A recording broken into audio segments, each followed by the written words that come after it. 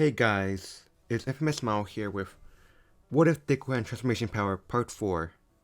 Now, before you start, honestly, I don't think of any announcements.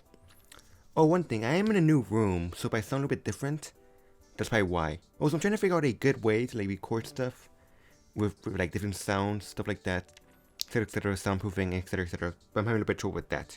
But for now, let me start this video already. Where we last left off, Izuku had taken the UA entrance exam, and was told he now was part of the hero course. But today is his first day of school. Instead of taking his self-driving car, he decided to sneak out and turn into Miles Morales and swing to school. As Miles arrives, he lands in an alley and turns back to Izuku. He then enters the school and starts to look around. Where's Class 1A? Izuku questioned.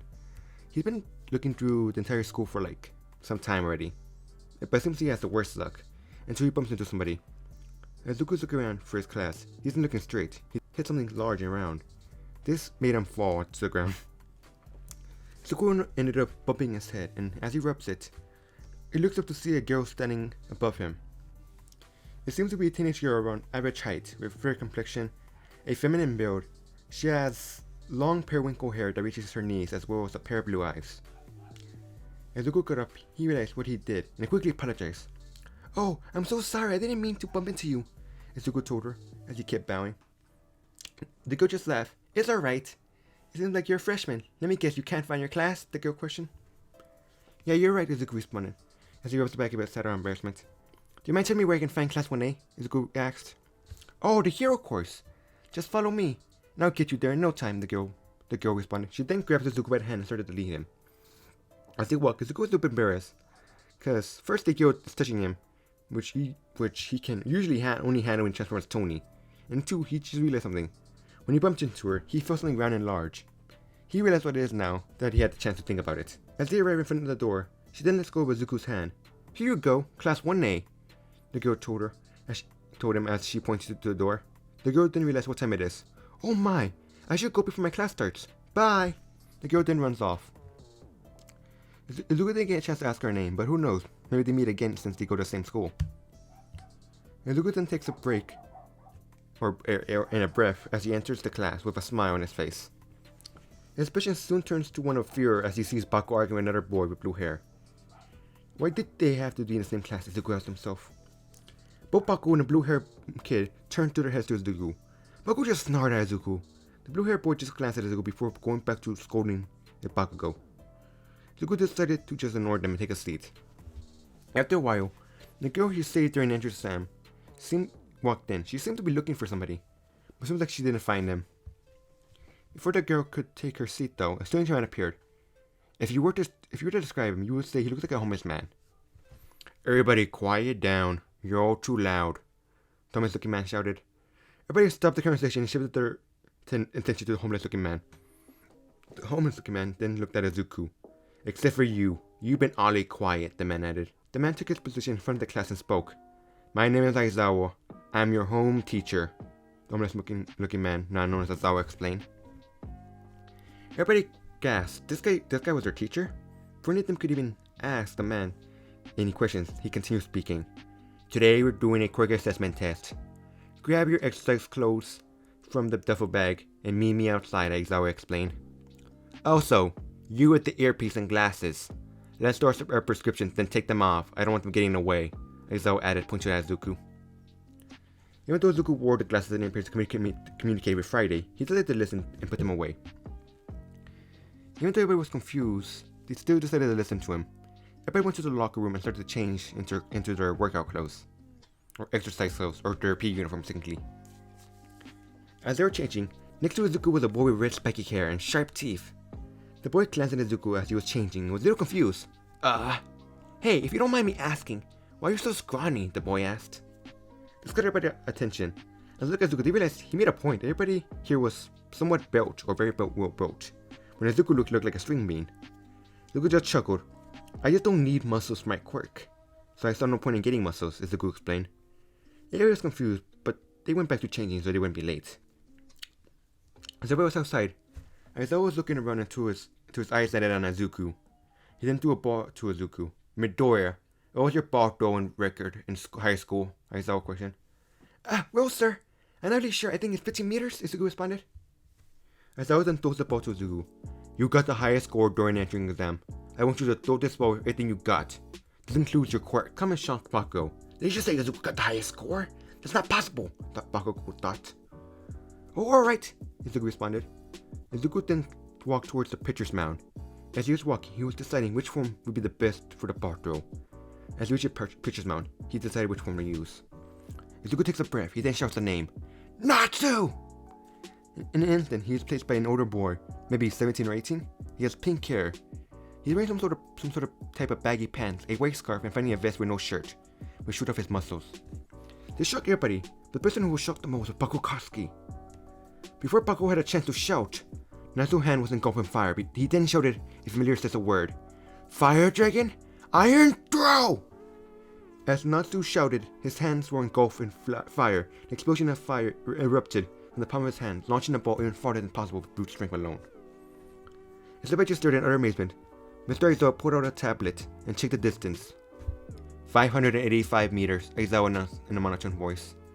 Everybody's jaws dropped before shouting, That's insane! They all soon interrupted by a sound of explosion. Bakugo was charging at Natsu. Shitty Deku! You're dead!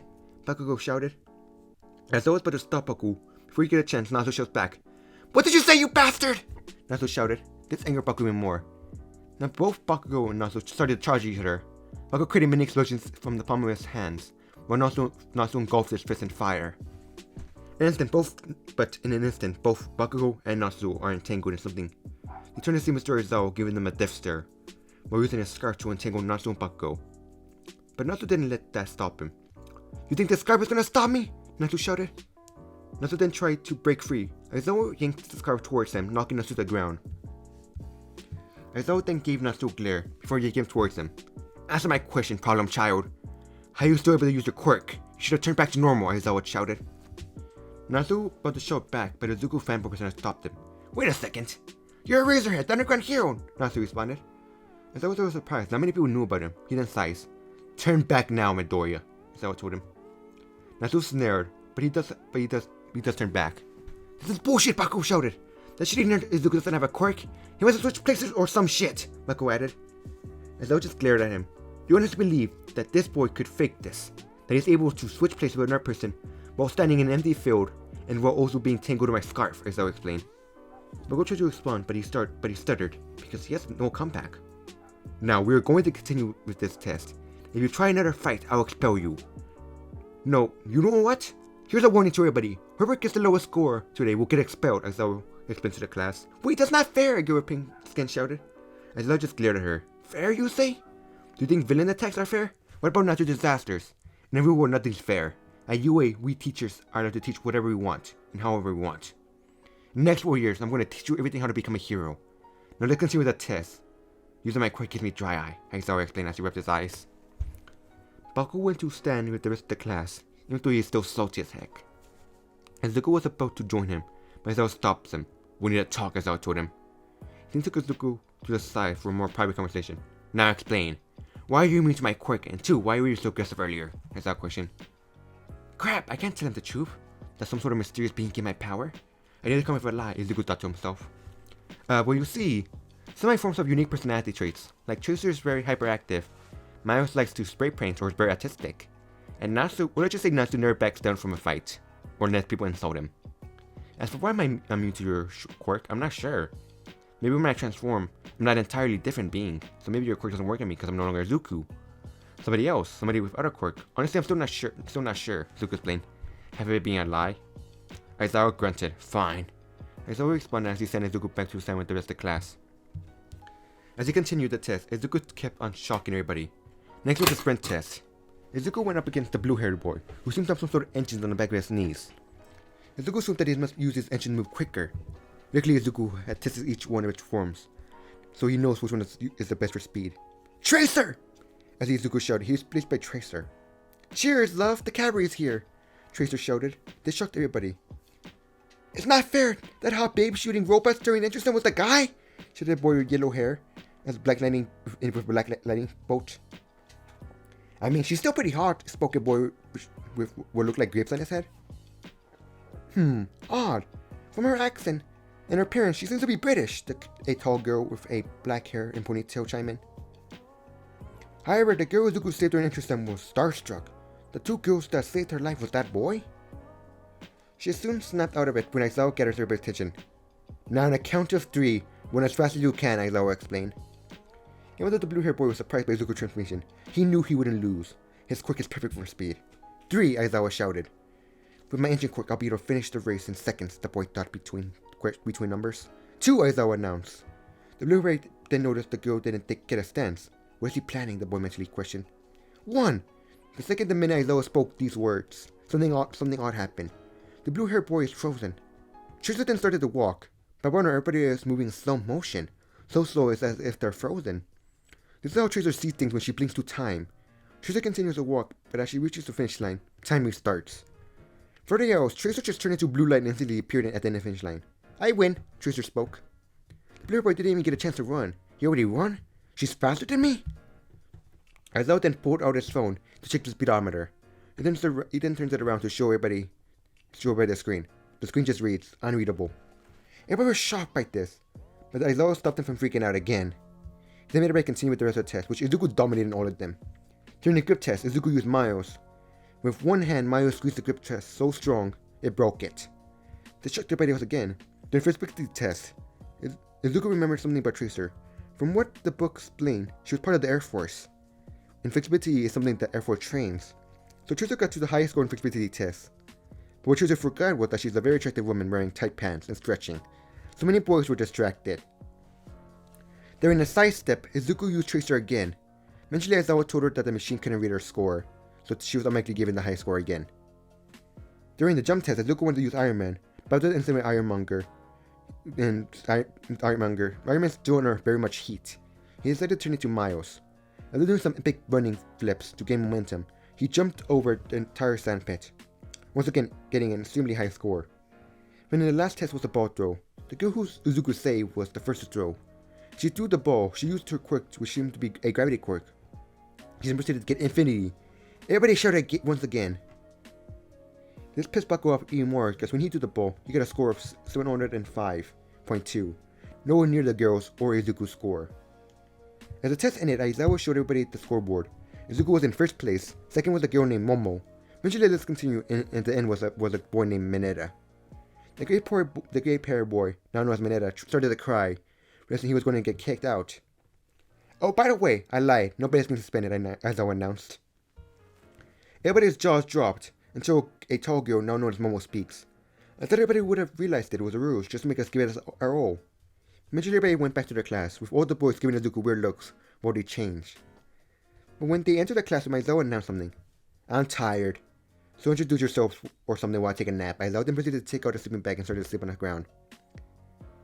This confused everybody, but they started introducing themselves. The other boys that seemed to sparkle introduced themselves as Yugi Ayoma. A pink-skinned girl announced herself as Mina. A girl with frog-like appearance announced herself as Taisu, color Sue. Sue. A girl with frog-like appearance announced her name as Sue, color Sue. Okay, I'm not actually going to name everybody since you guys already know them, so let's just skip the introductions. After Izuku introduced himself, everybody surrounded him. What's your quirk? Mina questioned. So you can turn into a hawk girl? That's awesome! Mineta shouted toward Izuku. Are you kidding me? Did you see that pink-haired guy? Those abs were amazing. I mentioned the older boys do have a charm to them. Another girl questioned that Izuku couldn't figure out where they came from. Eventually, Lirai got between Izuku and his class. Everybody calm down! Lirai shouted. You should respect space and be polite, Lirai shouted. He then turned towards Izuku. As you may know, my name is Irai Tenya, your classmate. I wanted to properly greet you after the entry exam. I assumed you were just an arrogant person. But after realizing you were two girls who saved a student and defeated a 0-pointer, I see you're a far better student than I am. We should all follow your example. Izuku just rose the back of his head out of embarrassment. He then went on to tell them the lie he told everybody else about his quirk. That he can turn into 5 different people. He doesn't know why though. Eventually the school day ended and everybody went home. As Izuku was walking home, he decided to turn into Miles to swing home instead. As he swung, he started to reminisce and think, man, today was a nice day. Even though Caution is in the same class as everybody else. Same class as me. Everybody else seems nice. I wonder, why does... Man, today was a nice day. Even though Caution is the same class as me. Everybody else seems to be so nice. but I wonder why the name Uraka sounds familiar. Miles thought to himself. Hey, Friday, any idea why the name Uraka sounds? Miles was returned to mid-sentence as his spider sense went off. He yanks his whip, shooting himself up, and barely dodging a kick to the face. He lands on a nearby building. In front of him lands somebody Miles thought he would never see or meet. The number 8 hero, Rirko, the rabbit hero. She has an athletic build with muscular arms and legs. She is slightly below average height. She also has dark skin, red eyes, which are tilted slightly inwards, long eyelashes, and straight white hair that reaches past down her waist. She has a pair of long white rabbit ears pointing upwards, like with a slight crook. Along with these, she also has a white round tail, which gives her overall design and definition representing to a albino rabbit. Her hero costume consists of a sleeveless moon design over her chest, and a single thick metal plate around her midriff. Purple thigh-high boots complement her leotard, with more plating around the heel and toe areas, making her feet look like those of a rabbit. She also has a pair of thick white gloves on her hand, with long cuffs, sporting a small triangle protrusion around their edges. Wow, first a big fan, and second, any chance we can talk about this, Mayo told Mirko? Mirko just smirks. Sorry kid, but I'm getting reports of somebody using our quirk illegally. We're also committing vandalism. Maybe next time you do graffiti, don't leave a trail of your webs, Mirko responded. Crap! Miles is happy getting me in trouble. Okay, all I have to do is act dumb, thought Miles. What's a web? asked Miles. You can't be serious, Mirko responded. Not that dumb! Miles mentally screamed at himself. Look, let's get this over with, Mirko shouted. She then charges at Miles. She did a flip towards Miles and did a mid-air spin kick. Miles ducks before doing a backwards flip. Look, I don't want to fight, Miles told her. Too bad, I do, Mirko responded. She then did a spinning flip and smashed her foot down on Miles. Miles dodged before she had a chance to hit him. But before he had a chance to react, Mirko spun herself and kicked Miles with her foot. Miles was about to swing away when his spider sense started to go crazy. Wait. Miles screamed. Mirko didn't listen. She dumped in the air and was about to kick him in the face. But before that happened, Miles' spider sense activated. His time slowed down. He looked around, only to see a glint in the distance. That's when Miles did something weird. He tackled her midair. Mirko was about to slam her elbow down on him to escape, but then she heard a gunshot. Miles pushed her behind a wall. Mirko was about to strike when she noticed the kid is being bleeding. What the hell? What the hell? Holy hell, I got shot, Miles shouted, holding his ribs. What the hell happened? Mirko questioned. My spider sense, which is sort of like a danger sense, went off like crazy. That's when we realized we had a sniper, Miles explained. He then lifted his hand to check his wound. Oh, thank God, it's only grazed me. Miles sighed in relief. His healing factor started to kick in and started to heal him. Mirko grunted. Look, you better stay here, brat, while I deal with the sniper, Mirko told Miles. She was about to jump, but Miles stopped her. He then shoots a whip, but the minute he did, the line was severed by a bullet. Here it says, they are a god-level sniper. We won't be able to reach them before they shoot us. We have to work together, explained Miles. You can't be serious, responded Mirko. You have a better idea, Miles responded. Mirko groaned. Fine, so here's the plan. Mirko's to interrupt before she can finish. I figure out where they're located. You distract them or I'll sneak up on them, alright? Miles explained. He then turns invisible and disappears. Damn, brat! Mirko shouted. She then groaned before leaving her cover and started to jump from building to building, drawing the sniper's fire. As Miles was running, he started to talk to Friday. Hey Friday, can you locate the sniper? Sir, exact location is not unattainable, but my scanner showed they are most likely located on a building, Friday responded. Miles then turned his head to examine a tall building. As he examined it, he saw a glint again. In an instant, his spider sense went off, barely allowing him to dodge the sniper shot. Miles then ducked into an alley below. What the heck? She can see me when I'm invisible? Miles shouted. Friday, can you hack into Mirko's comms? Miles asked Friday. Patching you in now, sir, Friday responded. Mirko can be seen jumping from a building. She does a flip to another building, dodging a bullet. She then hears a strange sound before hearing a voice. Hey, can you hear me? I need you to take cover, Miles told her. What the hell? Mirko whispered herself. A bullet then grazed Mirko's leg, causing herself to stumble. Like she was able to recover and jump into an alley below. How the hell did you tap into my comms? Only other pro heroes and police are supposed to have access. Let's just say I'm very smart, Miles responded. Look, whatever this person is, they can see me invisible, so they probably see us through walls. Probably some sort of thermal vision. We need to find a new way to reach them, Miles explained. Does that mean you figured out where they're located? Miles peeked around the corner and barely dodged a bullet. Yep, they're located on the roof of that tall building. Good. When I reach them, I'm going to throw them off that roof, Mirko shouted. She then cracked her knuckles. Wait, did you say throw? That gave me an idea, Miles shouted. Here's the plan. The sniper is observing the heroes. They're using a special set of goggles, allowing them to see to the walls. Out of nowhere, they see Miles' shadow move. Or Miles' figure move. He swings something around the corner. The sniper shoots it only for it to explode and create a red smoke screen. They shot a spray can? The sniper continues to shoot Miles, using her goggles to see through the smoke screen. Miles' eyes narrowed. He then dodges them. He shoots his whip at Miracle. Miracle catches the whip in her hand. Miles then starts to swing her around and then launches her. Miracle is then flying a couple blocks ahead, but as she lands at the bottom of a tower, the sniper realizes she's still holding Miles' webs. Then Miracle uses her inertia and yanks Miles' webs, pulling him towards her. Before he reaches her, she swings his webs around him, swinging him around, and sends him flying in the air. The sniper misses their shot. Miles flies past them, but as he slows down due to gravity starts to take effect. Before he started to fall, he shot his webs at the sniper and yanks himself towards them. He headbutts them, sending them flying back. When Miles lands, he finally gets a good chance to get a proper look at the sniper. She's a relatively young woman with a curviest body. She has purple-blue skin, yellow hair, yellow eyes, and extremely long dark blue and black hair, which she wears in a ponytail that reaches past her hips. She wears a headpiece resembling a spider's face, a purple and silver bodysuit with a deep V-cut and knee-high boots.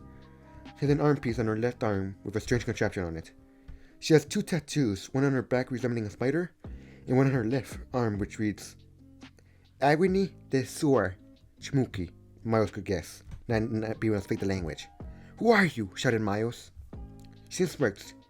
You can call me the Widowmaker, she responded in a French accent. Wait, is that French? Miles questioned. Widowmaker then lifts her rifle. At that moment, Miles' spider sense goes off. Widowmaker then smirks. Her sniper then changes shape. In an instant, the gun opens up, the scope retracts into the gun. The barrel also retracts with only an inch or two poking out still. It then closes itself on itself again. Miles' eye widen. His spider sense goes off. In an instant, he starts dodging tons of bullets. Did your sniper just turn into an automatic rifle? Miles shouted. Yes, Miles. Yes, Miles. Oui. She responded. She continues shooting at him. Miles tries to get close, but he can't. Miles tries to shoot some weapons at her, but she ducks and rolls. Widowmaker then hears a noise. She ducks as Miracle legs grazes her hair. She points her gun at Miracle. Miles shoots a whip line at Miracle and yanks her out of line of fire. Miracle and Miles both narrowed their eyes at her before charging. Widowmaker dodges Miracle's downward kick. She then does a spin kick, knocking Miracle back. Miles tries to uppercut her, but Widow responds by taking a step back and points her rifle at him. Miles dodges the bullet by doing a backward flip. Miracle tries to do a spin kick. Widowmaker smiles before ducking and points her rifle straight up. She shoots a bullet that pierces and goes through Miracle's leg. Miles uses a whip line at both Miracle and Widowmaker. Widowmaker dodges it, but Miracle gets hit by the whip line. Miles then yanks Miracle back to him. You alright? Miles asked Miracle. I got shot in the leg. What do you think? Miracle responded angrily. What the hell is this chick? This is Japan. You should have a gun unless you're pro or a cop. She's too good with that. Almost like she's... Miracle interrupted before she can finish. A trained killer, Miles chimed in. Miracle smirks. You're correct. But sadly, I don't feel like precipitating in a 2v1. So for now, au revoir. Widowmaker takes a step back and falls off the roof. Miles' eyes widens. He soon jumps off the roof to follow her. Miracle tries to follow, but she grunts before grabbing her injured leg to stop the bleeding. The minute Miles jumped off the building, his spider sense goes off. Something then latches onto his leg. He's yanked into the building that he was on top of, and through a window. He tries to get up, only to see a strange contraption near him. He jumps away as it explodes, realizing it was a strange gas they can only assume was poison. He then ducks as something flies past him. A grappling hook attaches to a glass, cracking it. A strange noise gets heard as the grappling hook pulls Widowmaker towards Miles. It's too fast for Miles to react. She kicks him, sending him through the window. Before Miles could get farther, Widowmaker grabs him by the chest before shooting her grappling hook again at the building. She then swings them back to the building, but this time Widowmaker puts Miles in front of her, using the inertia to slam Miles against the stone and metal building. Miles goes in pain before Widowmaker lets go and let Miles falls. Miles can react. When he was shot, when he was pushed or kicked out the window, his body was pierced by pieces of glass, and the hard frame of the building just pushed those pieces of glass hard inside. Izuku's eyes flash before Miles' eyes. Miles then lands on a dumpster, with multiple broken bones and pieces of glass stuck in his body. He tries to get up, but then he notices something off. The timer on his hand is almost up. He then transforms back into his Zuko Midori. Any injuries his transformation suffered will transfer over to his original body. And without Mayo's super durability and regeneration, he passes out from the pain and blood lost. As he starts to black out, a familiar voice can be heard, telling him to hold on a little bit longer. He then hears a clanking as he sees two blurry figures. His vision then goes black. And that, guys, that's the end of the video for now. Hope you guys like it. Don't forget to like, share, subscribe, and other stuff. For now, just like and subscribe like I said. For now, peace out and goodbye.